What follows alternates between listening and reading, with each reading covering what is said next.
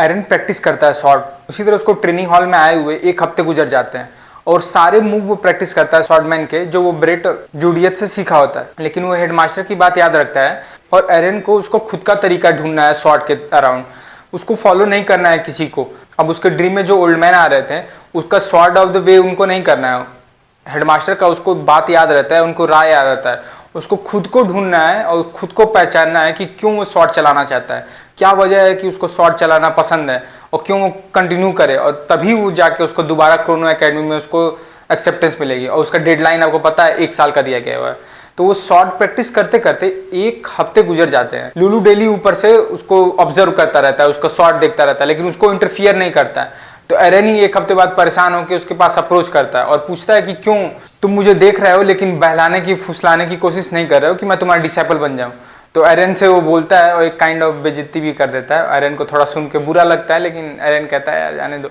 लुलू बोलता है उससे कि एरन तुम कुछ खास नहीं हो, तुम नदी के किनारे पड़े हुए एक पत्थर हो जो कि बाकी पत्थरों की तरह साथ में पड़ा हुआ है रफ, और तुमको सिखाने के लिए सोसरी मैं नहीं सिखा सकता, क्योंकि सोसरी खुद से आती है, दिल से आती है। और लोग इस दुनिया में कुछ ही लोग होते हैं जो इस ताकत के साथ पैदा होते हैं कि अपने विल के हिसाब से दुनिया को मोड़ दें, अनहोनी को होनी बना दें। ये एरन सोच के नजरअंदाज कर देता है, सोचता है कि मैं तो वैसे भी शॉटमैन बनने वाला हूँ, मेरे को सोसरी सीखने में कोई इंटरेस्ट नहीं है। लेकिन लुलू यहाँ पे बिना किसी वजह के नहीं आता, उसका यहाँ स्वार्थ रहता है। लुलू किरिल से डायरेक्टली बात नहीं कर पाता क्योंकि उसको किरिल से डर लगता है, उसको लगता है कि किरिल उसे डांट देगी और उसे भगा देगी। लेकिन एरन ऐसा नहीं है, बहुत ही, और जो लुलू है इतना चालाक बिल्ला है कि उसको घूस देने की कोशिश करता है एरन को, उसको ब्राइब में दे देता है, कैट आई स्टोन देता है। एक कैट आई स्टोन 1/4 ऑफ पेरेरा स्टेट को ओन कर सकता है, इतना ज्यादा वो वैल्यूएबल होता है, गोल्ड और डायमंड और सिल्वर से भी बहुत ज्यादा वैल्यूएबल होता है। तो वो देने की कोशिश करता है, लेकिन एरन तो पता ही है बहुत ही ईमानदार इंसान, फिर से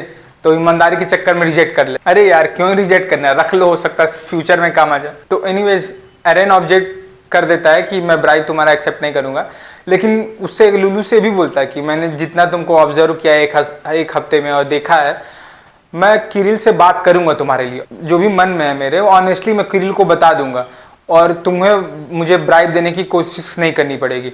और यही देखते देखते डेली लुलू फिर से आना शुरू करता है और एरन और लुलू में एक तरीके से दोस्ती हो जाती है। बात करते करते वो एक तरीके से अंडरस्टैंडिंग बन जाती है और एरन की समझ लुलू के बारे में और गहरी होती जाती है और अच्छे से लुलू को समझने लगता है कि वो बहुत ही बुरे दिल का बिल्ला नहीं है, वो या सोशरल नहीं है, समझ जाओ।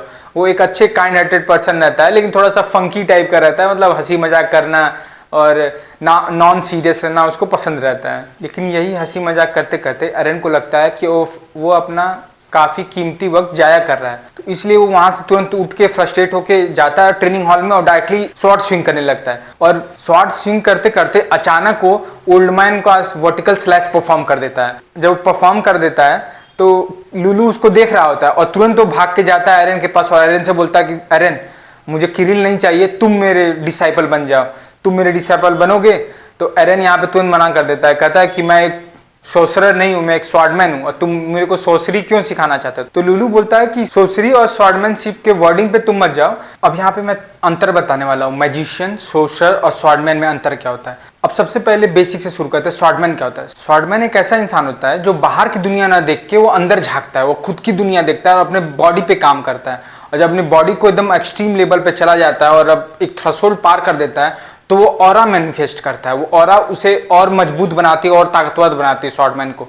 तो एक नॉर्मल स्वॉर्डमैन और एक स्वॉर्ड मास्टर में यही अंतर होता है। तो आपको याद होगा जो मास्टर यान थे वो स्वॉर्ड मास्टर थे, इसका मतलब वो एक ऑरा फॉर्म कर सकते थे अपने अराउंड, और जब वो अपने ऑरा वाले मूड में आएंगे तो उन्हें कोई नहीं हरा सकता। एक तरीके से समझ लो।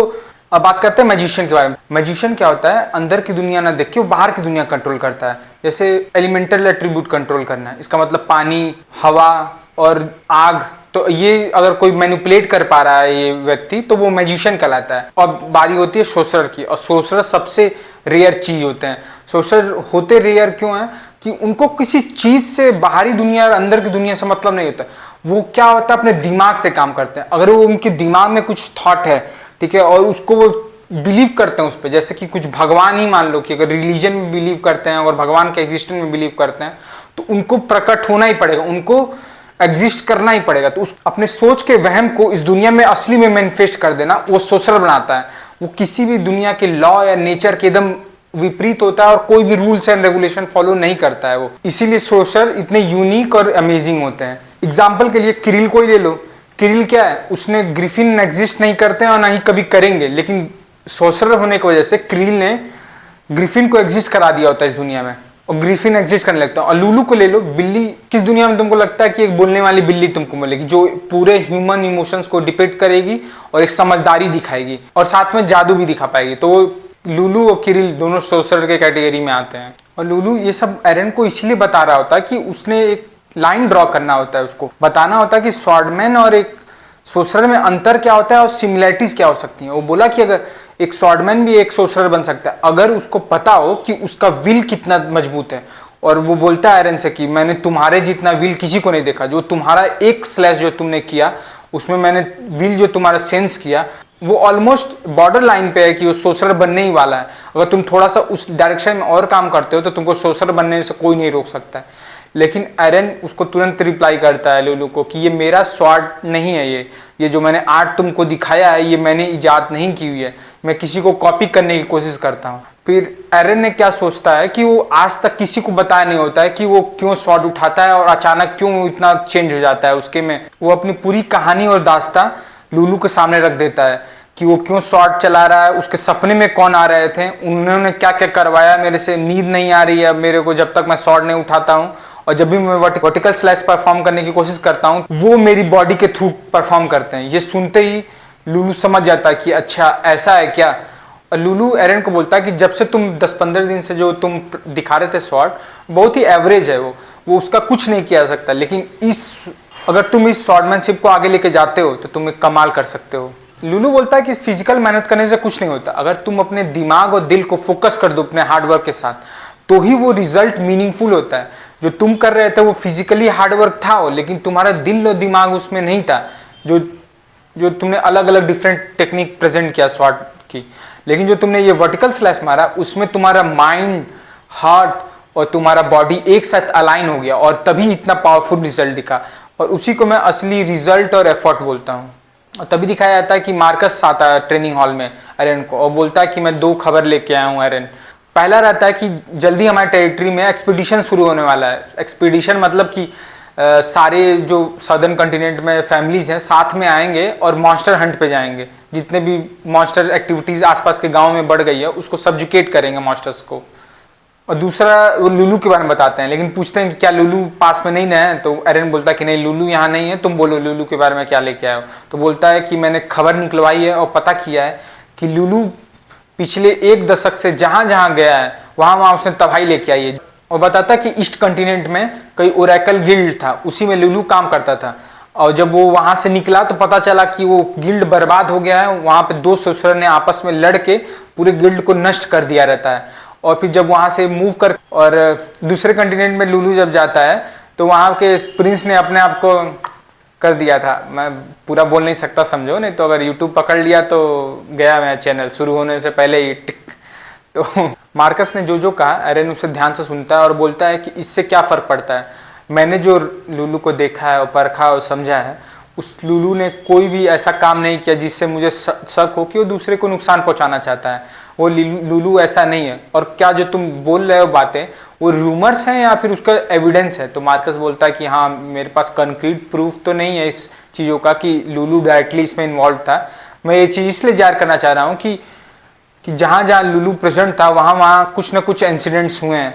ठीक है, मैं सोचूंगा इस बारे में, लेकिन मैं जो ओपिनियन होल्ड करता हूँ लुलू का उसको चेंज नहीं करूँगा। और वहीं दिखाया जाता है कि एरन तो झूठ बोल देता है कि लुलू नहीं है, लेकिन लुलू बेड के नीचे ही एरन के छुपा रहता है और सारी बातें सुन रहा होता है। और एरन उसको एश्योर करते हुए बोलता है कि चिंता मत करो, मैंने जैसा पहले कहा था कि मैं किरिल को वही बताऊंगा जो मैं खुद से दिल में फील करता हूँ, मैं किसी के रूमर और किसी के बोलने पे नहीं जाऊंगा, मैं खुद की सोच किरिल को वहां पे बताऊंगा, इसीलिए चिंता मत करो। और बोलता है कि जो भी मार्कस ने कहा उसका बुरा मत मानना, मार्कस बहुत ज़्यादा मेरी चिंता करता है, इसीलिए चाहता है कि मैं अच्छा करूं और प्रोटेक्टेड रहूं हमेशा। लेकिन मैं तुम्हें बता देता हूं कि तुम काली बिल्ली हो या सफ़ेद बिल्ली हो, इसलिए मेरे को कोई फ़र्क नहीं पड़ता है। मेरे को पता है कि तुम एक मेरी अच्छी दोस्त हो और मेरे परिवार का तुम बुरा नहीं चाहते हो। यह सुन के लुलू की आंखों में आंसू आ जाता है और यह सब अपने बारे में सुन के लुलू इतना इमोशनल हो जाता है और खुश हो जाता है। दोनों एक ही साथ होता है, ठीक है, इमोशनल भी होता है, खुश भी होता है। और ये सुनते ही तुरंत तो गिफ्ट कर देता है एक बहुत ही बड़ा एक काला सा बॉल रहता है जो तुमको ट्रेजर दिखाया तो जो 1/4 ऑफ तुम्हारी स्टेट था, कैट आई जेम जो था उससे भी एक कई ज्यादा ये महंगा। इसका आकलन कोई पैसे में नहीं कर सकता। ये इंसान के विल को और उसकी डिजायर्स को फुलफिल करने में मदद करता है, एक तरीके से सोशल बनने में मदद करता है। और उसके बेड के सरहाने के पास ये रख के वो बिग ब्लैक बॉल और वो गायब हो जाता है तुरंत। अब दिखाता है कि पेरेरा ऑफिस में एरन बैठा रहता है और अपने पिताजी से बात करता रहता है। तो लॉर्ड पेरेरा बोलते हैं कि एक्सपीडिशन शुरू होने वाला है और पहला एक्सपीडिशन है जो तुम अपने बड़े होने के बाद देख रहे हो। और ये एक्सपीडिशन को एक चीज़ याद रखना, यह एक मास्टर सब्जुकेशन ना होके एक दूसरे को ह्यूमिलिएट करने का टूर्नामेंट बन जाता है। इसीलिए मुझे ये एक्सपीडिशन पसंद नहीं है, क्योंकि लोग एक दूसरे को नीचा दिखाने के लिए और एक दूसरे को बुरा भला बोलने के लिए बहाना बन जाता है। तुम अभी भी अच्छे हुए, तुमने अभी भी जल्दी सोशल इंटरेक्शन करना शुरू कर दिया है लोगों के साथ। मुझे नहीं लगता कि तुम्हें इस एक्सपीडिशन में पार्टिसिपेट करना चाहिए। लेकिन एरन बोलता है कि फादर से, मैं बहुत ही ज़्यादा टाइम बर्बाद कर चुका आप लोग के साथ बिना रहे हुए, लेकिन मैं हर एक रिस्पॉन्सिबिलिटी आपकी अब शेयर करना चाहता हूँ। मैं आपके साथ इस एक्सपीडिशन में पार्टिसिपेट करना चाहता हूँ। तो लॉर्ड पेरेरा भी इस बात को समझते हैं और एग्री कर जाते हैं, ठीक है कर लो। और एक हफ्ते बाद दिखाया जाता है कि लॉर्ड गैरन, जो फिल गैरन रहते हैं, उनकी फैमिली वापस आती है। और वो फिल गैरन वही रहते हैं जो आपको एरॉन गैरन याद होगा ना, जो रास्ते में मिला था जब एरन घर से वापस आता है तो उसका हाथ पकड़ के उसने कंपटीशन किया था और हार जाता है और रोते रोते घर पे भागता है अपने। तब उन्हीं की फैमिली आ जाती है। तो एरन और उसकी पेरेरा फैमिली वेलकम करती है एरॉन, फिल और काइल गैरन के परिवार को और वो वापस आते हैं। अब यहाँ दिखाया था कि सब साथ में मिलकर डिनर कर रहे होते हैं और डिनर टेबल पे सब एक दूसरे को घूर रहे होते हैं। और पूरे सदर्न कॉन्टिनेंट 3-4 फैमिलियों से मिलकर बना होता है। फैमिली कौन कौन से होते हैं? तो ये फैमिली होती है बॉस्टर, फ्रेड, रसल और गैरन और लेस्टर को मिला, इन्हीं सारे फैमिलियों को मिला के सदर्न कॉन्टिनेंट बनता है। और ऑफ कोर्स जो होस्ट कर रहे हैं वो पेरेरा फैमिली रहती है। और अचानक ड्रिंकिंग सेशन जब होता है तो सब व्हाइट वाइन पी रहे होते हैं। और अचानक क्या होता है कि ड्रिंकिंग सेशन के दौरान सब एरन को अचानक घूर के देखने लगते हैं, सबके सब लोग। वो क्या होता है, एरन ने स्टेम से न पकड़ के जो व्हाइट वाइन वाला ग्लास होता है उसने हाथ से पकड़ा हुआ था पूरे पाम के सपोर्ट के साथ। तो उसको तुरंत गैरन टोकते हैं और बोलते हैं कि हम नोबल्स जो होते हैं कॉमनर से अलग होते हैं, हम लोग को टेबल मैनर्स आते हैं। और जिस तरीके से आपने ग्लास को पकड़ा हुआ है उसके हाथ की गर्मी से व्हाइट वाइन का टेस्ट चेंज हो जाता है, ऐसा लोग बोलते हैं। इसलिए हमेशा हम लोग ने स्टेम से पकड़ते हैं। लेकिन कोई बात नहीं, आप तो कभी पार्टिसिपेट करते नहीं थे किसी भी फैमिली फंक्शन में, तो आपको इतना एथिकेट नहीं आएगा। ये सुन के एरन को बहुत ही ह्यूमिलिएशन होता है और वहाँ से सोचता है वो कि भाग जाए और तुरंत वहाँ से एक्सक्यूज करके अपने आप को तुरंत रवाना हो जाता है। और बहुत ही ज़्यादा वो बहुत ज़्यादा निराश होता है, इसलिए नहीं कि उसकी बेइज्जती हुई है, वो इसलिए नाराज होता है कि उसके वजह से उसके फादर को ह्यूमिलिएट होना पड़ा। और ये फ्रस्ट्रेशन निकालने के लिए वो तुरंत ट्रेनिंग ग्राउंड पर जाता है। और ट्रेनिंग ग्राउंड पर पहुँचते ही वहाँ देखता है कि लुलू ऑलरेडी प्रेजेंट होता है। लुलू पूछता है कि क्या हुआ, क्यों यहाँ से भाग के आए। लेकिन वो एरन बोलता है लुलू से कि कुछ नहीं हुआ, मेरे को बस शॉर्ट स्विंग करके अपना फ्रस्ट्रेशन निकालना है। और तुरंत वो शॉर्ट स्विंग करना शुरू कर देता है और बोलता है लुलू कि ये सारे जो तुमने एफर्ट मार रहे हो वो सब वेस्ट जा रहे हैं, उसके कोई मीनिंग नहीं आ रहा है, उसका तुम मीनिंगफुल अपने दिल से नहीं कर रहे हो। और इसी सब कमोशन के बीच में देखते हैं कि जो लॉर्ड्स होते हैं उनके सारे बच्चे जो एरन के उम्र के आसपास होते हैं वो आना शुरू कर जाते हैं ट्रेनिंग ग्राउंड पर। लुलू वहाँ से गायब हो जाता है तुरंत। और देखा जाता है कि उसमें से एक केविन केशन नाम का लड़का होता है, उसको बीच में बहुत ज़्यादा खुजली होती है और वो एरन को चैलेंज कर देता है ड्यूल के लिए। और एरन भी काफ़ी गुस्से में होता है और वो ड्यूल तुरंत बिना किसी झिझक के एक्सेप्ट कर लेता है। तो यहाँ पे एक चीज़ नोट करने वाली होती है कि एरन कोई साधु संत नहीं रहता है, वो भी गुस्से में आके तुरंत उसको ड्यूल के लिए चैलेंज कर देता है। और केविन को लगता है कि ये पैथेटिक लूजर जिसने 1 साल पहले ही शॉट चलाना सीखा, जो मैंने कई सालों से अपने फैमिली का शॉटमैनशिप जो सीख रहा हूँ, ये मुझे हराएगा। तो तुरंत चैलेंज एक्सेप्ट कर लेता है और तुरंत एरन से बोलता है कि तुम हमला कर सकते हो पहले। और बिना किसी सेकंड को वेस्ट किए हुए एरन चार्ज कर देता है और उससे मिनटों के क्या सेकंड के अंदर 2 सेकंड के अंदर उसे हरा देता है। करने की कोशिश करता है एरन को, तो एरन झटक के उसका शॉट छुड़ा देता है, दूर गिर जाता है और उसके कंधे पे शॉट रख के बोलता है कि ये डुएल खत्म होता है, तुम हार गए हो यहाँ पे। इससे बहुत ज्यादा फ्रस्ट्रेट हो जाता है केविन, बोलता है कि तुम मुझे सही तरीके से हरा ही नहीं सकते, तुमने अचानक हमला किया। एक्चुअली उसने एक्सपेक्ट नहीं किया था कि एरन इतना तेज है अपने फुट्स पे, और तुरंत सेकंड्स में उसके पास पहुंच के उसके शॉट को हटा के उसको तुरंत डिफीट कर दिया, उसके नी पे लेते आया उसको। लेकिन वहां पे मार्कस बोलता है कि उसने फर्स्ट मूवर से एडवांटेज ले लिया कि कोई बात नहीं, तुम रहने दो, तुम सेकंड डुएल के लिए मत उसको चैलेंज करो, मैं उसको जाता हूँ और सबक सिखाऊंगा मैं। मार्कस भी एरन को चैलेंज कर देता है डुएल के लिए, और एरन बिना किसी डर के झिझक के तुरंत एक्सेप्ट कर लेता है। यहाँ पे मार्कस पहले अटैक करने जाता है और लगातार 1 by 1 अटैक किए जाता है एरन के ऊपर, लेफ्ट राइट अप डाउन, और एरन भी बहुत इजीली उसको डिफेंड करता है बिना किसी झिझक के। और जब एरन अटैक करने की बारी आती है, तो जब एरन का जब मूव डिफेंड कर रहा होता है तो देखता है उसके हाथ कांपने लगते हैं और लाल हो गए हैं और ब्रूसेज आ गए हैं उसके हाथ पे, और उसको पता चल गया कि एरन के जितने भी अटैक्स आ रहे हैं बहुत ज़्यादा उससे पावरफुल हैं। कम उम्र के होने के बावजूद भी एरन इतने पावरफुल मूव्स दे पा रहा है, और जैसे ही वो सबसे बड़ा मूव उसका लेने जा रहा होता है अपने शॉट के ऊपर, तुरंत बीच में आ जाता है सबसे बड़ा बेवकूफ़ लड़का और सबसे ज़्यादा घमंडी रियान, जो गैरिसन फैमिली का होता है। वो बोलता है केविन और मार्कस तुम दोनों रुक जाओ।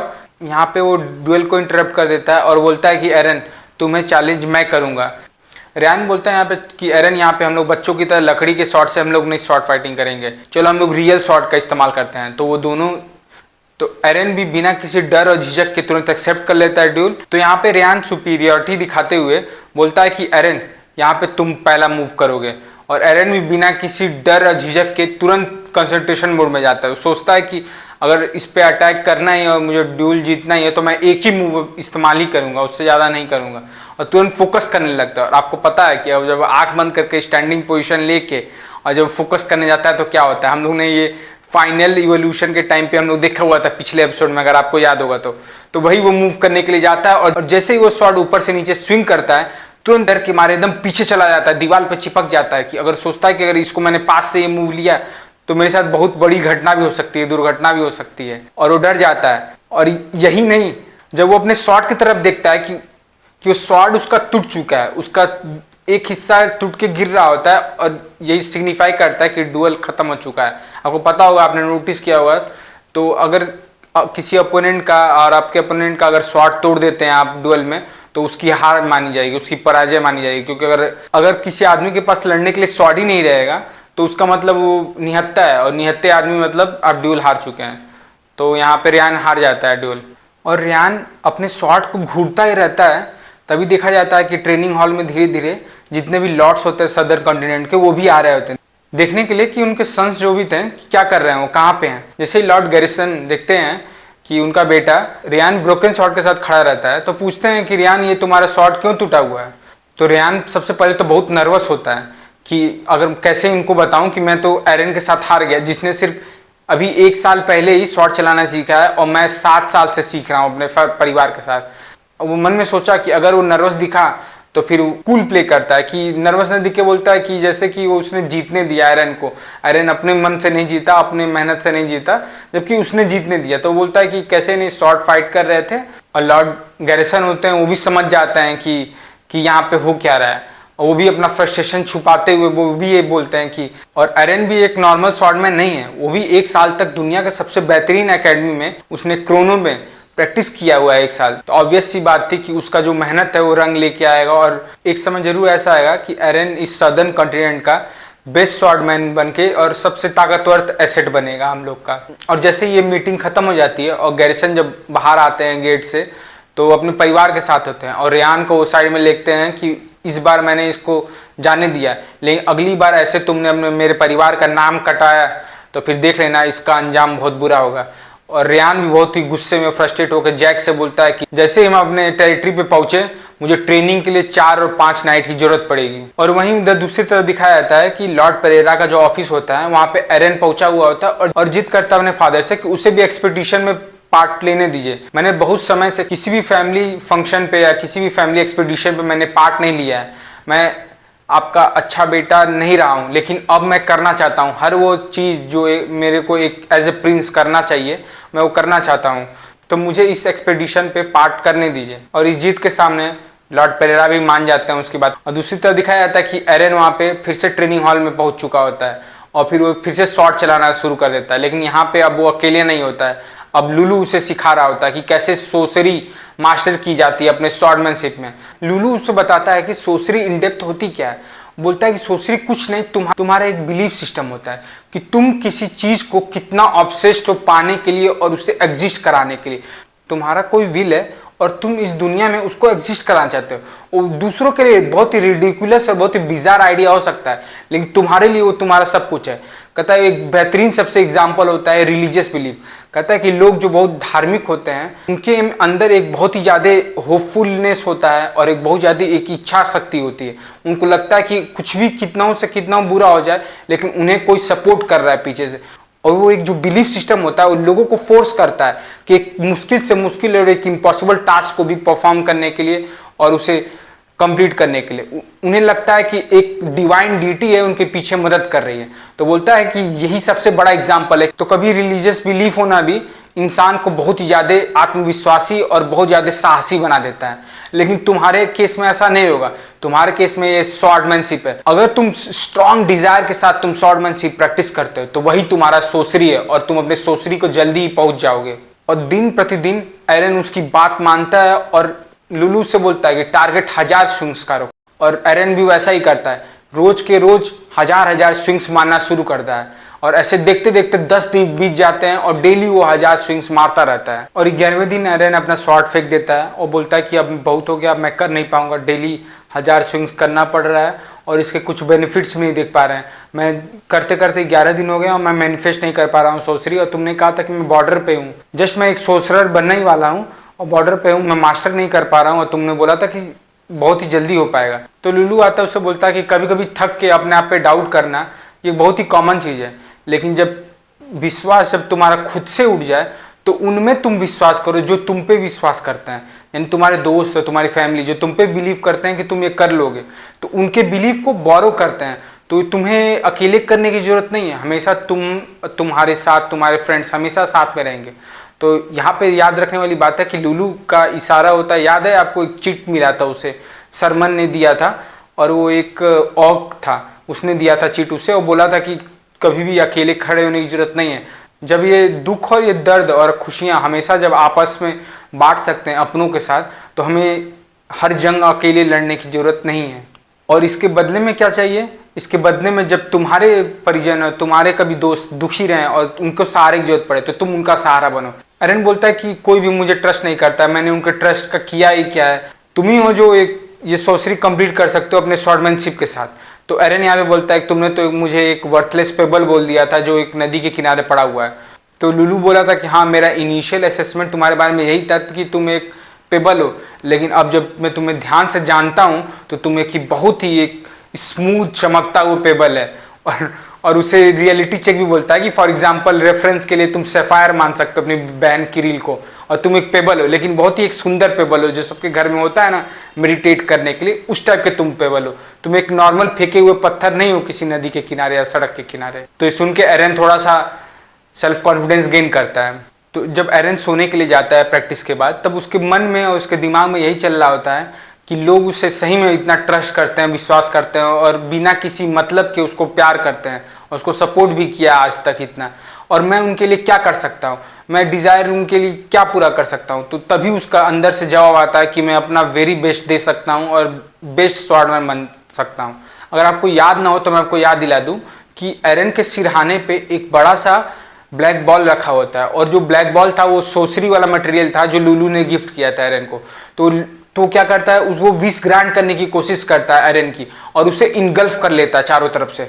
तुरंत जब ये सोसरी हो रही होती तो तुरंत किरिल अलर्ट हो जाती है कि कहीं पैलेस में खूब स्ट्रॉन्ग सोसरी का इस्तेमाल किया गया हो, और दौड़ते हुए तुरंत उस सोर्स के पास पहुंचती है। देखती है कि वो सोर्स कहीं और नहीं, वो एरन का रूम है, और देखती है उस ब्लैक बॉल ने इनगल्फ तो किया ही है एरन को, उसके पास लुलू रहता है और उससे खोलने की कोशिश करता है ब्लैक बॉल, लेकिन अब बहुत देर हो चुकी है, उस ब्लैक बॉल ने इनगल्फ कर चुका होता है एरन को।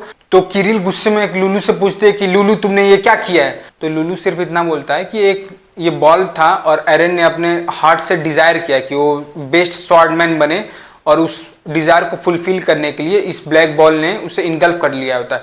और याद दिला दो एक और चीज़, एरन ने सोर्सरी एक्टिवेट कर ली होती है, वो इनिशियल स्टेज ऑफ सोर्सरी पे पहुंच चुका होता है, तभी वो ब्लैक बॉल रिएक्ट करता है एरन के साथ, और उसकी सोर्सरी को एक्टिवेट करने के लिए, अच्छे से उसको ट्रेन करने के लिए उसे इनगल्फ कर लेता है। और लुलू यहाँ पे बताता है किरिल को कि ये बॉल तब तक नहीं खुलेगा जब तक एरन अपने हार्ट के डिज़ायर को कंप्लीट ना कर पाए।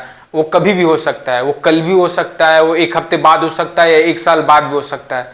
अब इस बात में एक लूपहोल है, आप समझ सकते हैं, अगर वो अपने हार्ट के डिज़ायर को कंप्लीट नहीं कर पाया तो वो इस बॉल से कभी नहीं आ पाएगा। और ये सोचते ही किरिल और लुलू में एक नर्वसनेस आ जाती है। तुरंत लुलू अपना पूंछ पकड़ लेता है और समझ जाता है कि उसने ये क्या कर दिया है। जाने अनजाने में उसने एरन को बहुत ही बड़ी मुसीबत में डाल दिया है। अगर वो इससे ओवरकम नहीं कर पाया तो कभी भी वो असली दुनिया में नहीं आ पाएगा। और तुरंत देखा जाता है कि एरन अपनी नींद में जा चुका है, और उस नींद में उसे ड्रीम में पुल किया जाता है। और पुल करके कहाँ लेके जाती है, आपने जो पहला एपिसोड देखा हुआ स्टार्टिंग में, आपको वो बाड़ याद है, आपको वो आंगनबाड़ी याद है जहाँ पे स्वॉर्डमैन स्वॉर्ड स्विंग करता था अपना, जी वहीं पे लेके जाता है।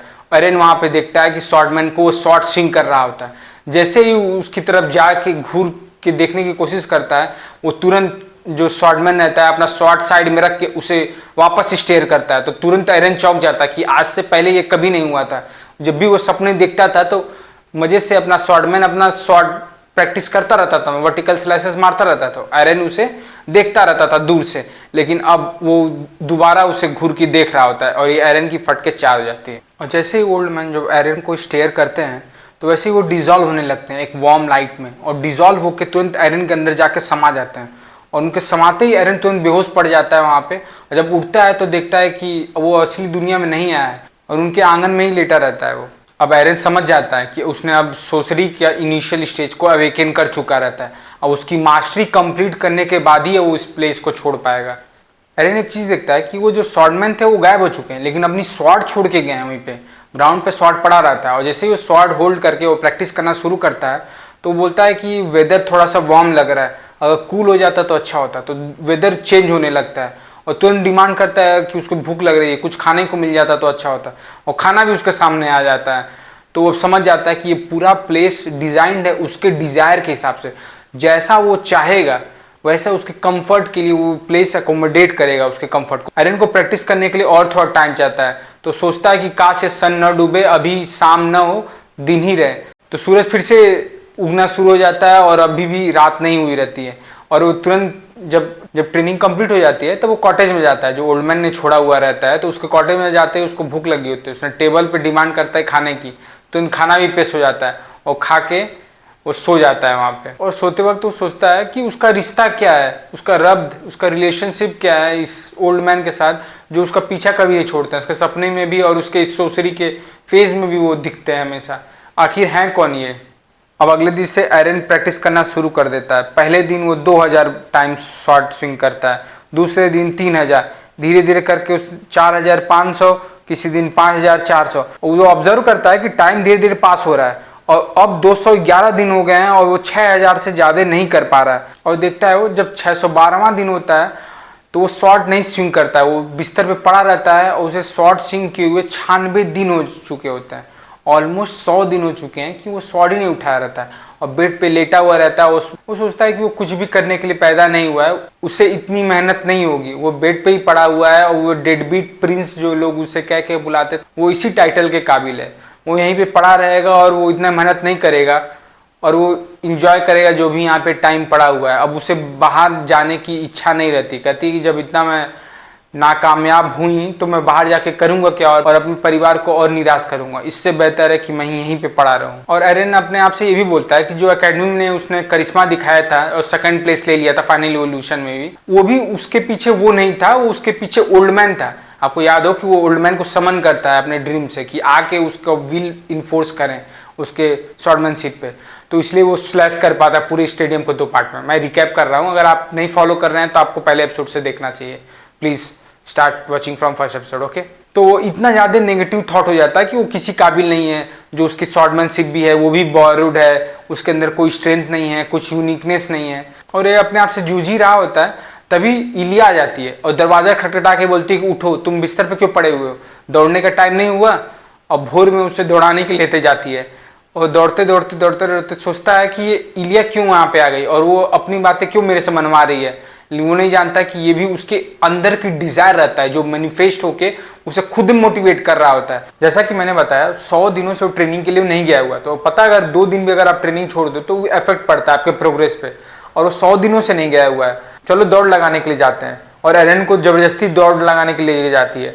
एरन सोच ही नहीं पाता है, उसको इलिया को फॉलो करता है और इलिया उसे दौड़ाती है अपने साथ साथ, कहती है कि तुम बहुत स्लो हो गए हो, तुमने काफी दिन से प्रैक्टिस नहीं की है। और उसके साथ एरन भी वही काम करता है, उसके साथ दौड़ता रहता है। और फिर जब वो दौड़ के आते हैं तो देखते हैं सूरज निकल चुका रहता है और इलिया घर के अंदर घुस के उसको लिए नाश्ता प्रिपेयर करती है। और प्रिपेयर क्या करना रहता है, आपको तो पता है कि ये तो सोचरी वाली दुनिया है, तो कुछ भी मन में चाह दो तुरंत प्रकट हो जाता है आपके सामने। तो इलिया उसके लिए ब्रेकफास्ट रेडी करती है और एरन बैठ के उसके साथ ब्रेकफास्ट करता है। तो बोलती है इलिया कि जल्दी जल्दी ब्रेकफास्ट खत्म करो, हम लोगों को शॉर्ट ट्रेनिंग के लिए जाना है। और एरन उसकी बात मानता है और कहता है कि ठीक है, और इलिया उसको शॉर्ट ट्रेनिंग के लेके जाती है। और वहां पे भी वो टोकती है उसको, जब शॉर्ट स्विंग्स कर रहा होता है, जब वो शॉर्ट स्विंग कर रहा होता है अपने वर्टिकल स्लैशेज और हॉरिजॉन्टल स्लैशेज जो भी मार रहा होता है, उसको बोलती है कि तुम अभी बेमन से मार रहे हो, ऐसा नहीं काम करना है, जैसा कि लुलू ने तुमको सिखाया था वैसा काम करो, सिर्फ शरीर से ही मत स्लैश करो, मन और दिमाग और शरीर का मेल बनाओ और उसके साथ हर स्लैश में वो एफर्ट डालो, तभी तुम्हारा स्लैश वो एज ए वन काउंट होगा। तो एरन सोच में पड़ जाता है कि इलिया कैसे जानती है लुलू के बारे में, इलिया तो मिली भी नहीं कभी लुलू से। ये सब तो एक्सरसाइज वगैरह चल ही रहा था, तभी देखते हैं सूर्यास्त हो जाता है और तुरंत ट्रेनिंग स्टॉप कर देती है, बोलते हैं कि आज के लिए बहुत है, तुमने 1000 स्लैशेस मारा, आज के लिए अच्छा प्रोग्रेस किया तुमने। और उसी के साथ इलिया गायब हो जाती है। अब यहाँ पे एरन समझ जाता है कि इलिया असली में नहीं आई थी, वो भी उसके दिमाग की उपज थी, उसने सबकॉन्शियसली मदद के लिए इलिया को बुलाया था। अब इसका कोई मतलब नहीं है, मैं कल से इलिया को सबकॉन्शियसली समझ नहीं करूंगा। और जाके फिर से वो रूम पे सो जाता है, सोचता है कि कोई कुछ नहीं आने वाला। तो अगले दिन सुबह होते ही तुरंत जूडियत, ब्रेट और इलिया तीनों के तीनों सामने आते और उसको जूडियत बोलती है कि उठ जाने तो तुम्हारे ऊपर एक बाल्टी पानी फेंकूंगी। और एरन उसकी बात का जवाब देता है और तुरंत उठ के ट्रेनिंग के लिए तैयार हो जाता है। और सारे के सारे उसके दोस्त उसकी मदद करने के लिए आते हैं ट्रेनिंग में। ये देख के एरन भी खुश हो जाता है कि वो अकेला नहीं है, उसके सारे दोस्त उससे विश्वास करते हैं, उससे प्यार करते हैं और तभी उसके समन का आंसर करते हुए सब उसके इस ड्रीम की दुनिया में आए हैं। जब एरन के तीनों दोस्त आ चुके होते हैं तो एरन तीनों से कुछ ना कुछ सीखता रहता है। जैसे ब्रेट का स्पेशलाइजेशन क्या होता है, अटैकिंग होता है, तो एरन ब्रेट से अटैकिंग मूव सीखता रहता है और जूडियत से डिफेंस और अग्रेसिव होना, फील्ड पे कैसे अग्रेसिव होते हैं वो सीखता है। और इलिया उसको एलिगेंस सिखाती है और फुटवर्क कैसे करता है शॉर्टमैनशिप में, तो वो उससे सीखता है। और एरन ये सब सीख ही रहा होता है तब उसको याद आता है कि वो चिट के बारे में, आपको याद है, अगर आप भूल गए हो तो मैं आपको याद दिला दूं कि एक ऑर्क जो रहता है, जो शामन रहता है, जो भविष्यवाणी करता है, उसने एक पेपर दिया था एरन को और उसमें लिखा हुआ था कि कहीं भी स्ट्रगल करने के लिए अकेली कोशिश मत करो, जब तुम्हारे पास फ्रेंड्स और फैमिली हैं तो उन पे रिलाई कर सकता है इंसान। वो होते क्यों हैं, अपने दिल में जो दुख है और परेशानियां हैं उनको बताओ, तो बताने से क्या होता है, हल्का हो जाता है कोई चीज। तो उसको अब वो याद आता है कि अब समझ में आता है कि why stand alone when you can struggle with your friends. और एग्जैक्टली यही चीज लुलू ने भी समझाई होती। अब एरन को उन सब का मतलब समझ में आ रहा होता है। और धीरे धीरे देखते देखते जब इलिया वगैरह सब उसको ट्रेन कर रही होते हैं तो अब एरन अपना ही रिकॉर्ड तोड़ने लगता है। याद है ना, पहला मैक्सिमम रीच करता था 6000 शॉर्ट स्विंग्स पर डे, अब वो 10,000 शॉर्ट स्विंग्स रीच करने लगा है। एकदम मुझे याद आ गई हंटर एक्स हंटर की ग्रैंडपा की याद आ गई। याद है जो वो पीक मार्शल आर्ट अटेन कर चुके होते हैं, फिर भी सन को ग्रेटिट्यूड दिखाने के लिए, अपने दिल की भावना जताने के लिए और थैंकफुल होने के लिए वो 10,000 पंचेस मारते थे। और याद है और उनका कितना हाई लेवल चला जाता है। ठीक है, मैं वापस स्टोरी पे आता हूँ, तो अब उनकी बात नहीं करते हैं, वो तो हंटर एक्स हंटर वाले फैन नहीं तो मेरे को छोड़ेंगे नहीं। तो एरन 10,000 स्विंग्स करने लगता है और देखते देखते 1200 दिन बीतने लगते हैं, 1300 दिन चला जाता है, 1450 दिन चले जाते हैं, 1555 दिन ऐसे बीतते रहते हैं। और देखते देखते लगातार 5 साल गुजर चुके होते हैं। एरन भी असमंजस में रहता है कि असली दुनिया में भी क्या 5 साल गुजरे हैं या 2 साल या 3 साल, उसको कोई आइडिया नहीं रहता है। वो अपने ही नींद के अंदर कैद होता है, अपने ही ड्रीम के अंदर, अपने ही ख्वाब के अंदर वो कैद रहता है। उसको कोई आइडिया नहीं रहता कि बाहर की दुनिया में चल क्या रहा है एक्चुअली में। अब एरन को जो डिजायर्ड आउटकम चाहिए रहता है और वो उसको मिल चुका होता है। जो उसका गोल रहता है इस ड्रीम में आने से पहले वो अचीव कर चुका रहता है। अब वो रेडी रहता है जाने के लिए, लेकिन अब वो जाने से पहले एक बार लास्ट समन करता है अपने तीनों दोस्तों को। तो जूडियत, इलिया और ब्रेट एक के बाद एक तीनों उसके सामने आ जाते हैं और वो बोलते हैं कि क्यों तुमने समन किया। तो बोला है कि अब मैं स्ट्रेंथ अपना चेक करना चाहता हूँ कि मैं कैसा हूँ और मैं तुम्हें चैलेंज करता हूँ शॉर्ट फाइट के लिए। तो जूडियत बोलती है हाँ बच्चा बड़ा हो गया। एक्चुअली बच्चा नहीं बोलते उसको, उसका छोटा भाई मानती है। तो कहती है हाँ छोटे बड़े हो गए हो तुम, क्योंकि एक्चुअली एरन 5 साल गुजार चुका होता है तो उसकी हाइट काफी बढ़ चुकी होती है। और जूडियत इसी पे बोलती है कि हाँ अपना हाइट दिखाने के लिए बुलाए हो। तो कहता है कि नहीं, मैं तुम तीनों को एक साथ में डुअल के लिए चैलेंज करता हूँ। तो उसका तो उसका कॉन्फिडेंस लेवल एकदम ऊपर चला चुका रहता है। उसको लगता है कि अपने तीनों दोस्तों को जो एकेडमी के टाइम पे जो उनका स्टेज रहता है उस स्टेज को कॉपी कर लेता है अपने दिमाग से और उसी दिमाग को अपने मैनिफेस्ट करता है, प्रोजेक्ट करता है अपने ड्रीम में। तो उसी लेवल पे अगर तीनों उनके दोस्त रहे और वो एरन ग्रो किया रहता है, उसको लगता है कि तीनों को एक साथ हैंडल करके हरा देगा इस स्टेज में। तो जूडियत भी बोलती है ठीक है दिया, लेकिन अपनी बात से मुकरना मत, हम तीनों तुमसे लड़ने के लिए आ रहे हैं। और तुरंत जूडियत चार्ज कर जाती है उस पर स्ट्रेट, और ये देखते ही एरन पीछे नहीं हटता है, उसका सामना तुरंत करने के लिए वो भी उस पर चार्ज बैक करता है। और अचानक जूडियत इतनी तेजी से वो आगे बढ़ता है कि जूडियत को भी चौंका देता है कि वो कितना तेज भाग सकता है। और जूडियत को वो तुरंत अटैक करता है, जूडियत ब्लॉक करने की कोशिश करती है। तभी लेफ्ट साइड से ब्रेट आता है और उसको पियर्स करने की कोशिश करता है और उसको अपना सर घुमा के एरन उसको भी डॉज कर देता है। और वहीं पे इलिया भी रहती है, टॉप स्लैश करती है एरन के ऊपर, सर के ऊपर, लेकिन एरन उसको डक करके उसको भी डॉज कर देता है। और देखते देखते जब तीनों में घमासान लड़ाई चलती है तो देखा जाता है कि वो इंजॉय भी कर रहे होते हैं फाइट, और एरन भी देखता है कि कितना उसने प्रोग्रेस किया था। और इन्हीं फाइट के बीच में ही एरन डिसाइड करता है कि अब इन तीनों को मैं दिखाऊंगा कि इन तीनों से मैंने क्या सीखा है। और तुरंत जूडियत का जो अटैक है वो जूडियत का ही मूव यूज करके उसको ब्लॉक करता है। और जो इलिया का जो अटैक होता है वो ब्रेट के अग्रेसिव मूव से वो ब्लॉक करता है। तो सब तीनों रुक जाते हैं, कहते हैं, बोलते हैं कि हम लोग के मूव्स तुम कैसे कॉपी कर रहे हो। वो एरन बोलता है कि इतने साल तो हो गए मुझे यहाँ गुजारे, मैंने काफी प्रोग्रेस भी किया, लेकिन अभी भी मैं स्ट्रगल कर रहा हूँ अपना वे और अपना स्टाइल ढूंढने के लिए शॉर्ट कह रहा हूँ। जब मैं तुम लोगों को देखा था एकेडमी में शॉर्ट चलाते हुए तो उसी से मैंने आइडिया ले लिया था कि शॉर्ट चलाते कैसे हैं। मैंने अभी अपना स्टाइल नहीं ईजाद कर पाया हूँ, मैं अभी काम कर रहा हूँ उस पर। लेकिन मीनवाइल मैंने सोचा कि मैंने तुम लोगों को इतने करीब से देखा है एकेडमी में, तुम लोगों को इतने अच्छे से जानता हूँ, मुझे लगा कि मैं ओल्ड मैन के अलावा भी और भी स्टाइल में कॉपी कर सकता हूँ, इमिटेट कर सकता हूँ। तो मैंने तुम लोगों का इमिटेशन शुरू किया और मैंने पाया कि मुझे सीखने में आसानी हो रही है और मुझे लगता था कि मैं सिग्निफिकेंट प्रोग्रेस भी बना रहा हूँ।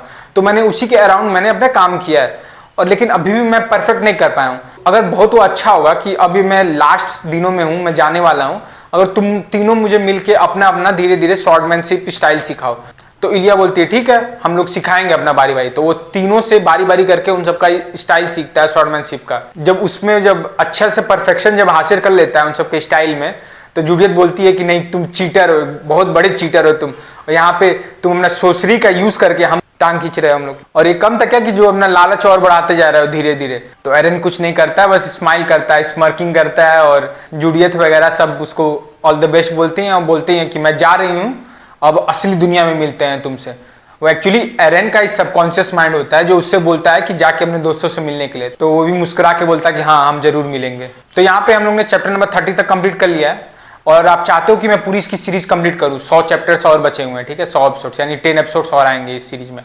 तो आप चाहते हो कि मैं 10 एपिसोड भी बनाऊँ और मोटिवेटेड रहूँ, तो प्लीज सब्सक्राइब कर दो कि थोड़ा सा रीच बढ़ता है और लोग देखते हैं, अप्रिशिएट करते हैं। अब कमी भी हो कुछ तो वो भी बता दो, मैं ओपन हूँ क्रिटिसिज्म के लिए, मैं और इम्प्रूव करूंगा। मुझे पता है कि अभी ऑडियो क्वालिटी वगैरह नहीं अच्छी है, मतलब मैं लो क्वालिटी का अभी इक्विपमेंट वगैरह यूज कर रहा हूँ, लेकिन काम कर रहा हूँ मैं। ओके, तो जैसे जैसे कुछ सपोर्ट वगैरह मिलता है और मैं से ऑन करता हूँ थोड़ा बहुत, तो मैं अपग्रेड करूंगा सिस्टम और अच्छी से अच्छी वीडियो आपके लिए प्रेजेंट करने की कोशिश करूंगा। और लाइक करो, अगर आपने लाइक किया ना तो हाइप करने का ऑप्शन आएगा, और वो हाइप करते हो तो जो स्मॉल क्रिएटर्स होते हैं जिनके 10K से या 50K से जो कम सब्सक्राइबर वाले होते हैं, तो उनको हाइप भी मिलती है। और हाइप में मतलब जितनी ज़्यादा जिसको हाइप मिलती है उसका रीच ही उतना बेहतर होता है। तो ये नया फीचर है। जब मुझे पता चला तो मैं तो इम्प्रेस हो गया कि अच्छा काम किया उन्होंने।